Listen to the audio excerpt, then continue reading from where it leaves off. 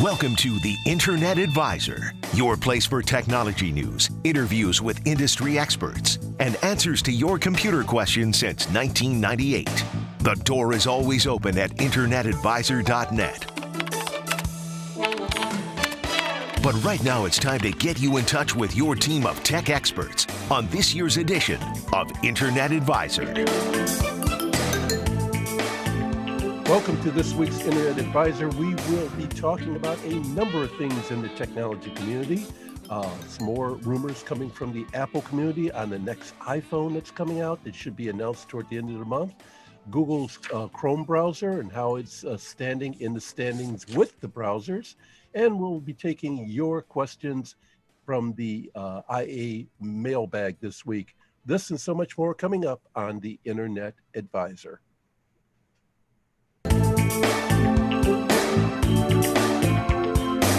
Welcome back to the Internet Advisor. We're here every week giving you the best in technology and also helping you to be able to get in and around the Internet. We've been doing this for over 25 years, and I'd like to introduce the guys that are part of the Internet Advisor. Well, actually, the guys who got it going for us. First of all, the original Internet Advisor, Gary Baker. Gary, welcome. Hey, Cal. Happy to be here. Yes, and we're happy to have you here as well. And then, of course, we also have Ed Rudel, our chief technologist on the Internet Advisor. Welcome, Ed. Always great to be here, Cal. And it's only been 20-something years. 20-something. It felt like 25. You know, time goes by. It just kind of piles up, and you just don't know what's going to happen next. Lots of things been going on in the news in the past week with the Internet Advisor and with technology as well. Ed, I wanted to follow up on something you talked about last week that I think was kind of critical. It was from Microsoft in regards to how things are handled with the operating system. I was wondering if you could continue to elaborate on that. Yeah, Microsoft released a patch for September that seemed to affect how solid-state drives are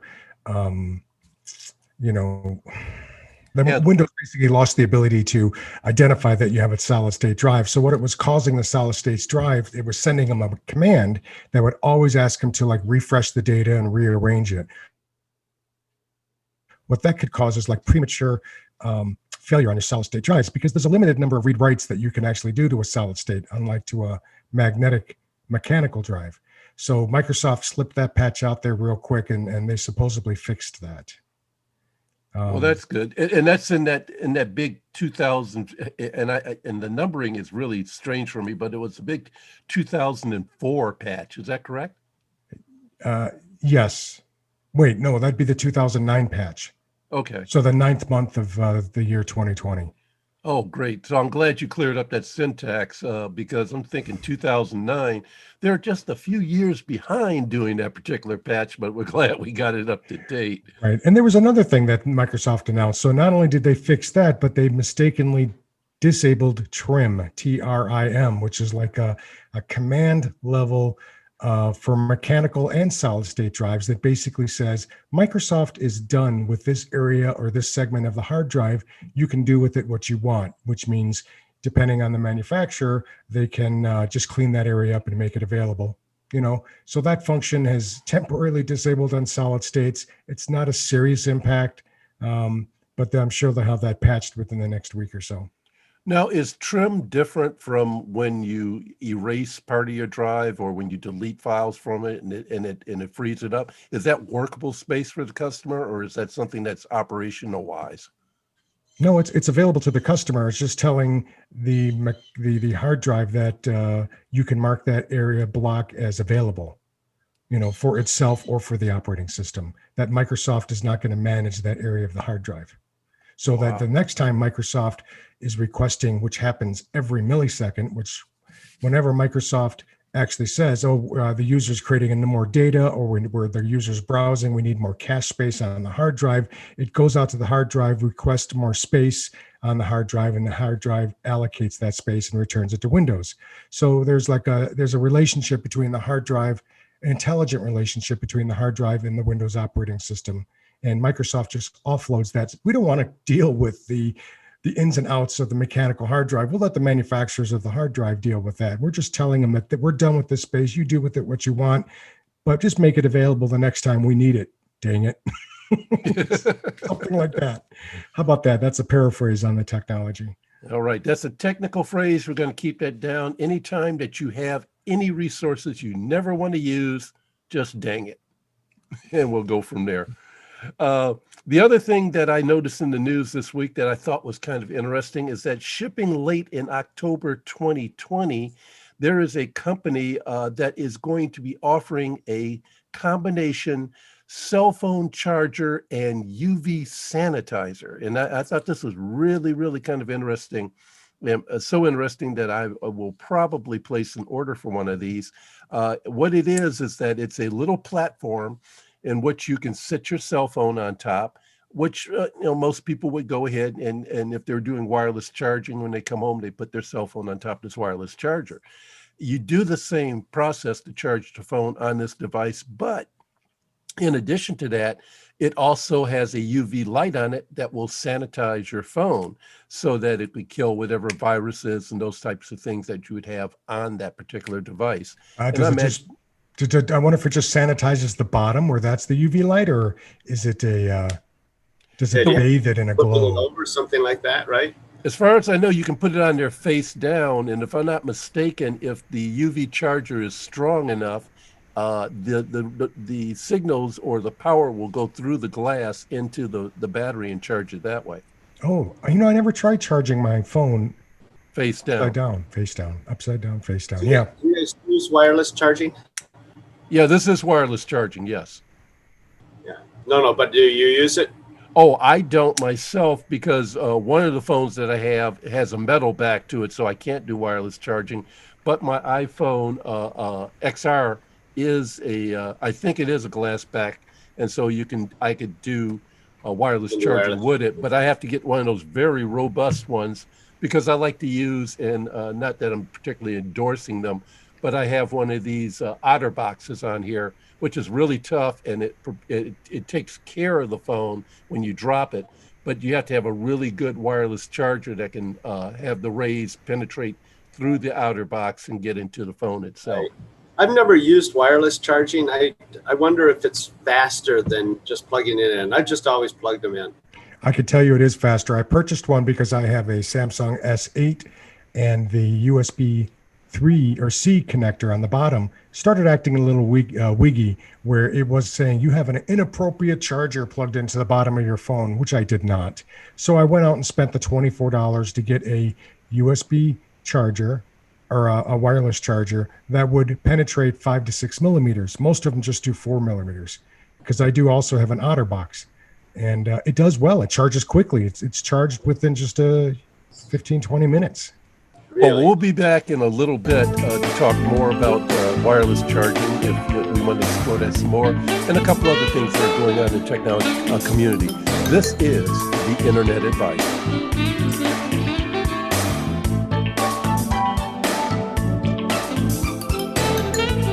Welcome back to the Internet Advisor. I'm Cal Carson. We're here with Gary Baker and Ed Rudel every weekend, giving you the best in technology that you can always pick up here at our podcast at internetadvisor.net. And guess what? Through the power of Ed Rudel, we now have the behind the speakers look for the Internet Advisor. So just check on our website. Below there is a link that you can click on, and you can see a Zoom video of us doing the actual show, so you can see both sides of the show, either through the speaker or behind the speaker. Let's continue with the show here. And I understand that the iPhone is going to be announced sometime in October. This year it was a little bit defrayed from the September announcement because of all what's going on with the coronavirus. And Gary, I know that you're an iPhone user as well, unlike Ed, who is an Android guy. Are you looking forward to the new phone, and is it something that you're going to want? And what have you found out about it so far? Yeah, well, it's obviously all rumors. They don't even know when they're going to make the announcement, and here we are on the in early October, and we're not even sure if it's going to be announced on October 13th or 14th. But hopefully, it's one of those dates, and they're talking, all the rumors are, it's always fun to watch the month or so leading up to the actual announcement. because we've got some groups have better guesses than others. I follow Mac rumors a lot, but they're not always right either. But there's some neat things coming out. They're talking about a mini, an iPhone 12. If we call it an iPhone 12, that's always speculation, right? Well, part of that speculation, Gary, and I know I just jumped right on top of you, but part of that speculation is based upon information that they found out so far. For example, somebody, I think it's one of the case manufacturers, have been putting out information about their new cases, and surprisingly, it has iPhone 12 attached to it. So that's where they're getting at least some of the speculation is coming from. Yeah, I'm thoroughly convinced that they do these rumors, and they use them as a wish list that they can possibly implement in the next iPhone. Really? So you're thinking about throwing a rumor? They throw a rumor out there, hoping that Apple will say, "Hey, this is a good idea. Why don't we put this into the next?" No, iPhone? just the opposite. I think Apple encourages these rumors and these sites so that they could find out and get all these plausible innovations that people really want and what they're really key on, and they implement it in the next one. Just the opposite of what you said. Wow. If I was in a marketing and design, I would listen to it. Like, wow, why didn't we think of that? That's a great idea. Wireless earbuds. Sorry, Gary, you were going to say something about the mini, because that'd be something really nice to have as another candy bar size iPhone. Really. Well, it'd be interesting. I like the big ones. So I like the Max or the Max Pro, just because I basically use it for browsing. I use it almost as a replacement for my laptop in a lot of cases. Absolutely. So, you need a little bit bigger screen for that. I know some people just want it, they want it small so that they can, throw it in their pocket or whatever. But I like the big ones. Some of the interesting things, I just bought Jabra earbuds. Really nice. Spent a little more than I'd really wanted to for them. But, as we do more and more Zoom calls, it's kind of nice to be able to use earbud instead of the big earphones. I think Apple, the rumor is that AirPod Studios are going to have the same kind of capabilities. Apple's always tried to catch up to some of the newer technology out there. And I think with the new earbuds called AirPod Studio, they're going to have hear through, so you can bring in ambient noise, which is safer, obviously, if you're out and about. You want to be able to hear traffic and whatnot. So that's actually really good, but it has actual noise cancellation, so you can take and click again, so it drowns out all that noise. Right? So how do you change the modes on your existing AirPods? So for mine, I just touch the little button on the pod itself. Oh, okay. Because I could see them very easily integrating that into the iSwatch or whatever it's called. Their iWatch. So we'll see if that comes out. But there's rumor that it's going to be announced at the same time. So we'll see. I just love how people always put the eye on everything that comes out of Apple. It's the iWatch. It's just the watch. That's all it's called, which is really funny. But people eye this, eye that. It was like the joke I heard in the past week. It said, if you happen to be in front of an Apple store and a crime takes place, are you an eyewitness? Cute. Okay, that's really bad. Yeah, what are you going to do? I want it. I'm laughing inside. I don't know why I said that, but that's another story. I love it. It's just going crazy here. Well, we've heard for 2 years that this version of Apple is the Apple iPhone is going to have 5G. So we'll see if it does. I think it will. They've had enough time. They settled their lawsuit with Qualcomm, which they needed that chip for 5G. So I think that's pretty. I of all the rumors, I'm going to guess that one's has the highest percentage chance of being accurate. We'll see. We'll see for sure. That's for sure. Hey, speaking of things that happened in October, I like to do a little retrospect and fly back a few years, turn the Wayback Machine for a little bit. And it appears that on October 1st in 1982, the first of this was conceived, or the first was out for the general public to be able to buy and use. And I'm going to give you a hint. It used these little round silver discs. What am I talking about, guys? What year was that again? 1982. And it's a little round what? It uses these little round silver colored discs. I am drawing a blank. I mean, I was partying too much in 1982. Let me give you another hint. It's musical. Laser video discs? Very, very close, Mr. Rudel. The first CD player was available in 1982. No way. Yeah. It was the first compact disc player, and it was put out by Sony. It was the Sony CDP 101, and it went on sale in Japan on October 1st in 1982, which is amazing because I remember getting my first ever CD. I won it on a radio station contest. I still have that CD. It was Swing Out Sister, and I got that in 1984 is when I got it.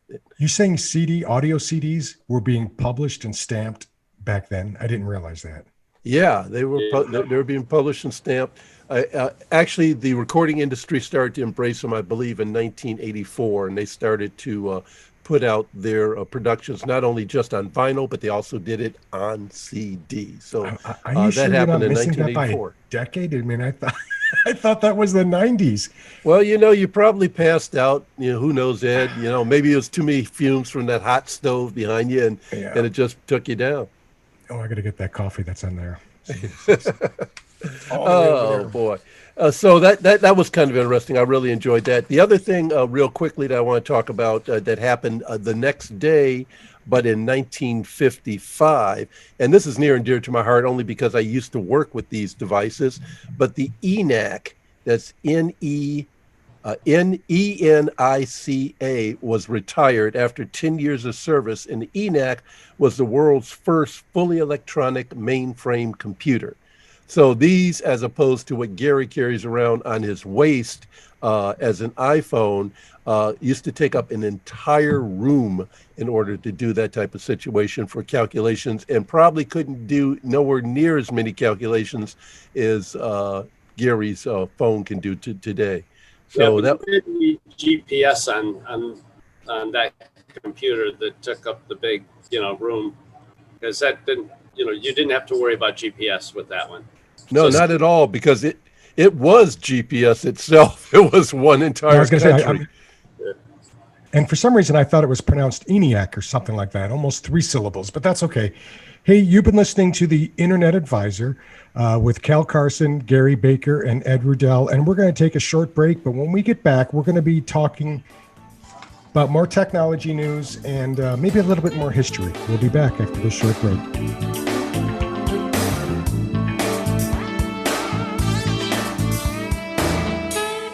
Welcome back to the Internet Advisor. I'm back here once again with you with Gary Baker, Ed Rudel, Cal Carson, myself, and of our friend Mike Brennan will also be here, which we will later on in the show fill you in on everything going on from MI Tech News and what's going on in that particular arena as well. It appears that the browsers are battling again. Chrome and especially Chrome and Microsoft Edge seem to be going at it. Guys, what browser do you use? What do you prefer? And what do you think is going on in the business world as far as browsers that people are interested in? And I'm going to start with Gary because Gary is deeply embedded in the business world. Well, I certainly like Chrome. It's almost exclusively what I use.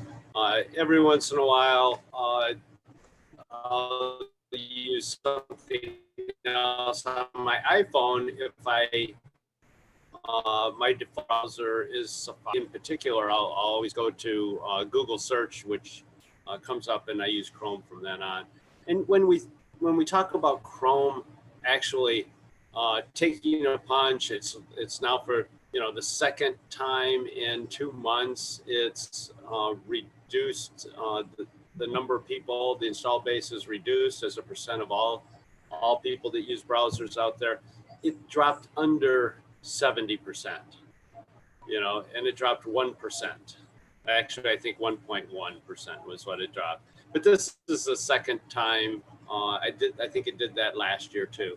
At about the same time, it dropped and then came back by 4 percentage points in the next quarter. So, which is pretty much traditional because browsers are on a roller coaster. Sometimes they're up, sometimes they're down. If they have a new feature that's cool, then they go up. If they have a feature that's bad, they go down, right? Yep. Well, Hey, I mean, Ed, what do you use? I typically, in the business environment, we're almost forced to, depending what corporations you work for, use Internet Explorer because they have so much embedded infrastructure that relies on that they've never updated those older servers, right? So they're still relying on Internet Explorer because you can't run ActiveX or Java on Edge, right? So you can't update to the newest Microsoft browser. But privately, personally, I use Chrome because I like the ability to synchronize all my bookmarks and favorites and where I left off and passwords with Chrome. But supposedly now with Edge, you also have the ability to sign in and synchronize all that too. So I'm going to start experimenting with that. I just never really took advantage of Edge, but I supposedly between all my Microsoft devices, I can now synchronize that. And I'll have to start messing with that to see how reliable it is. In preferences of browsers, Mike, which one do you prefer and why? Well, I use Chrome because I use an Android phone, and also all my videos I post to YouTube, and so it's all part of the same package. There tends to be, I mean, and with considering the hackers, they tend to go after Internet Explorer because it's the most used one out there. I don't know whether they leave Chrome alone or not, but I've never had any sort of issues along those lines where I had some issues previously with Internet Explorer. Yeah, I've always been a two-fisted sort of browser guy. I generally will go with my favorite is Safari, but that's only because it's native on the Apple platform, and that's the platform I use the most. But anytime I have an issue where Safari is not doing what I want it to do, then I turn to Chrome, and that generally will take care of that situation just about every time. So one of the things I wanted to mention, because Caston's not here, but he loves the Brave browser, right? Yeah. And because of it, it's integrated pop-up blocker. And I like, well, and Firefox is one of the reasons why we're bringing this up, because Firefox is slowly starting to creep up there. And Firefox now has integrated a VPN client that will redirect ads. And so it'll hide your physical location. And so, which is nice. So you don't have targeted ads. You know, some people just don't enjoy that, right? Yeah. So that to have an integrated VPN within the browser, they're sort of following what Opera did last year, which they included that. And I experimented with Opera because it is an integrated VPN where on my browser, I can tell it that I'm coming from the EU now, and I'm really not in the United States. And that gives me access to certain channels and news sources in the UK that I cannot get in the United States because they're blocked. Right. You do a lot of interfacing with the UK is because you have family that's over there. Is that correct? I had a daughter that was over there, and she turned me on to a couple of websites and the BBC where I could watch some of those old BBC programs. And you can't watch them in the United States because they block them. Well, that makes all the sense in the world. Hey, here's another interesting history fact that I thought was kind of interesting. And it kind of ties in with the use of browsers. As we know that in the computer world, Microsoft is dominant with Office and all the things that goes on within productivity tools that they have. On this date, in September 29th, 1983, Microsoft Word 1.0 for DOS. First emerged out there. And I think just about everybody here probably uses Word unless they use a different word processor. Is that correct? Oh, yeah.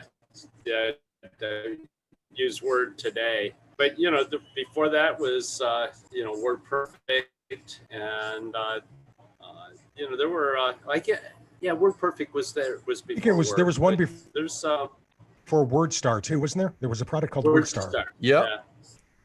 Remember, WordStar was just like tagging. That's how I picked up HTML very, very quickly when the web came out 9 years later, because it was like WordStar, right? You had to tag WordStar. There was no WYSIWYG. What you see is what you get editor at that time. And so, if you had to bold something, you'd have to bracket and put a B in and, close bracket. And at the end, you do the same. So back in the old days when you almost had to learn coding in order to do word processing. Absolutely crazy. Yeah, and I do remember that very much in WordStar, and also I think in WordPerfect, you had to be able to use all those different codes. Oh, I need to put in a quote mark. Well, that's an ampersand with a shift and an escape key. And what would amaze me is I knew people who could just type, which was amazing in itself because I don't type, I peck, but they would be able to type and remember all those codes and just rattle them off as their fingers would go across the keyboards. It was really, really weird. Right. And back then we used to walk uphill both ways to school and stuff like that too. So. Yeah, and 6 feet of snow, right? So you guys are killing me. The other thing that came out, go ahead. Oh, the other thing that came out in the past week that I've noticed a rumor on is that Apple is coming out with their own luggage tags that you can track your luggage or whatever you attach them to with your iPhone. And that's rumored to be announced sometime later on this year, probably around the time that the phones are going to be announced. And I've used the other brand of those tags, and they work really well. You lose something. They're really great for putting on your key ring. That way you can be able to find your keys when you lose them. Remote control. Remote control, anything that you can tag, you can do that. I mean, I probably know a guy who probably takes his kids and attaches a tag on each one of them, so when they go out to the mall, they don't disappear. But they're usually pretty economical. They probably cost about they're speculating somewhere about $100 for a pack, and then you buy them. And the only drawback I found with these devices is that they're not rechargeable. So after a few years, the battery that's embedded in them will die and you'll have to buy another set. But aside from that, they're really handy. When I travel, I like having them. The other cool thing about them is that the application will allow you to track your bag when you're traveling. So for example, you may wonder, well, how long is it going to be before my bag will show up at the carousel so I can pick it up? Well, you can go and look at the app and you go like, it's showing this location here, which is out on the tarmac, and it's going to be a while before it gets to where I'm going to get it, be able to pick it up and take it away. So I find that application, that tool really interesting, and looking forward to getting one of those in the near future. Is that RFID or what is that?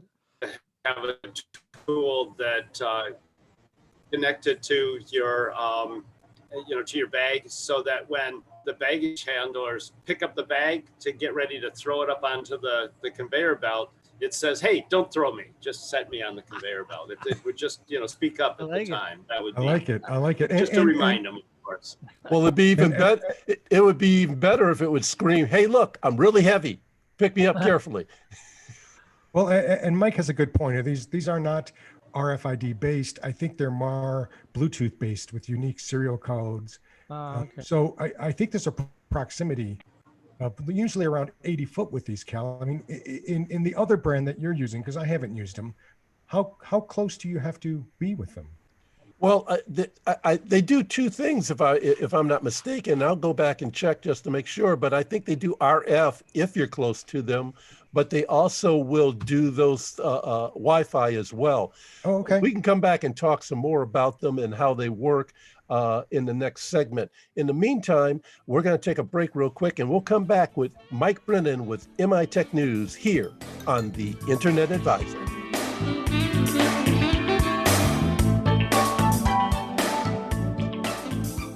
Welcome back to the Internet Advisor. It's that time every week when we go to the source for all information around and about the great state of Michigan when it comes to technology. And the only source that we deal with here at the Internet Advisor is the one and only Mike Brennan with MI Tech News. Hey, Mike, how you doing this week? You're too kind, Cal, but thank you very much. I'm doing great. Hope you are too. And a man who always reads MI Tech News because he wants the best information going on is our own Gary Baker. So Gary, take it away. Yeah, thanks, Cal. And I read mytechnews.com every week to find really interesting things in technology around the great state of Michigan and beyond. But this week, Mike, we were talking, you have a nice article about Wayne State's STEM Innovation Learning Center. Yeah, $14.75 million commitment from the state of Michigan, plus some bond sales from Wayne State itself. It's a 100,000 square foot facility with flexible classrooms, instructional labs, a maker space, 3D printing, all that stuff. And so, I mean, that's really STEM, of course, is science, technology, engineering, and math. And then some people, when they call it STEAM and throw in the arts, which would be architecture and things like that. So, I mean, that's really what it is. I mean, as we all know, there's just an enormous amount of open jobs right now in this particular area. And so everyone is, all the educational centers are attempting to leap in there and train these people, get them ready for all these open jobs that they can fill. Well, that's interesting. And, not only is education important for our young people, but adult education programs are getting funded by the education department. That's about 13 million too, isn't it? Yeah, almost 14 million. And it goes to 97 different organizations who do adult education, family literacy, that sort of thing.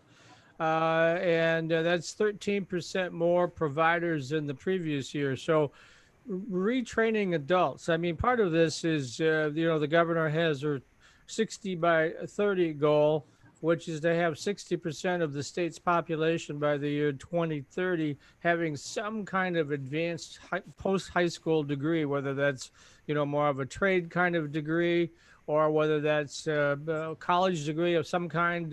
So that's part of that program. Because right now we're really pretty low. We're less than 50% of our population have a degree beyond high school. And again, a lot of these jobs that these folks would be trained for or retrained for are these STEM jobs, which are begging right now. And so these two programs kind of work hand in glove together.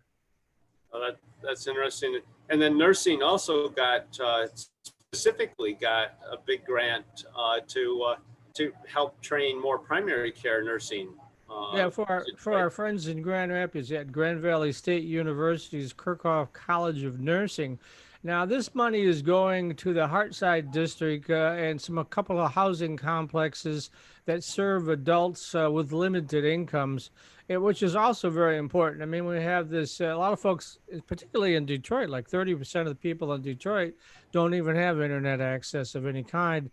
I don't think it's quite that bad in Grand Rapids, but still, there are a lot of people that would like to be on the internet. And now that the libraries are all closed, I'm not sure if they've begun to reopen or not, but they were closed. That was really where a lot of people that didn't have home internet access went to get internet access. So in this case, it's a 2-year program that weaves in behavioral health along with primary health for these folks, but these are limited income adults. So it's several things going on there.